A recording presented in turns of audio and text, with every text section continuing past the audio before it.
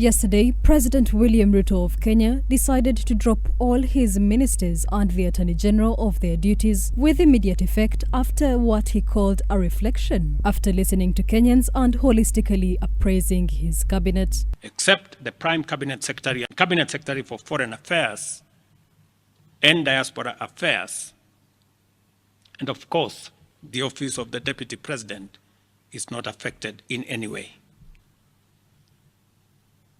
I will immediately engage in extensive consultations across different sectors and political formations and other Kenyans,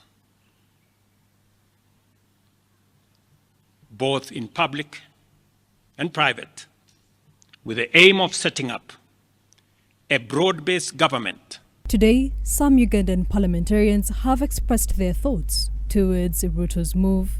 I want to commend the people of Kenya because they have risen up and said the power belongs to them as the citizens, and they're taking back their power. Sacking of all the cabinet is unlikely to solve the problem that is there, but it is going to at least convince the people that the government of Kenya is responsive to their demands. But I believe Ruto was convinced that disbanding his cabinet would solve the problems of Kenya, the psychological problems. The leader of opposition, Joel Senyonyi, with other leaders, called on Ugandans to pick a leaf from Kenyans, especially in light of being responsive to issues that affect their well-being and development in the country.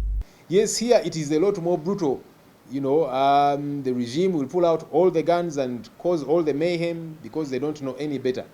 But we must keep fighting, we must keep pushing back to take back that our power. And Uganda has lessons to learn from Kenya about responsiveness and about how you can do a protest peacefully.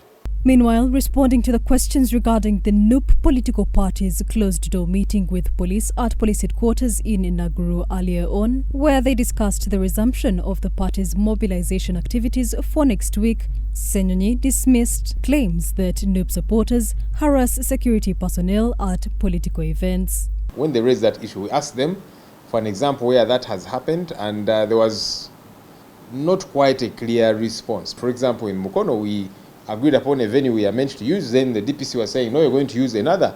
And so we got to engage them. I don't know if that's what they're calling harassment. He emphasized their commitment to respect the laws of the land while conducting the activities.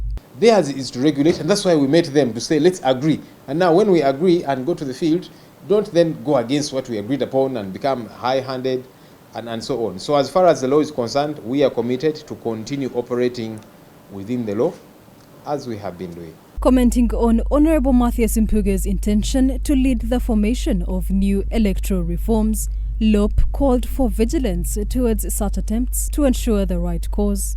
With the consequence of giving the country a new direction, it must be preceded by wide-ranging constitutional and electoral reforms.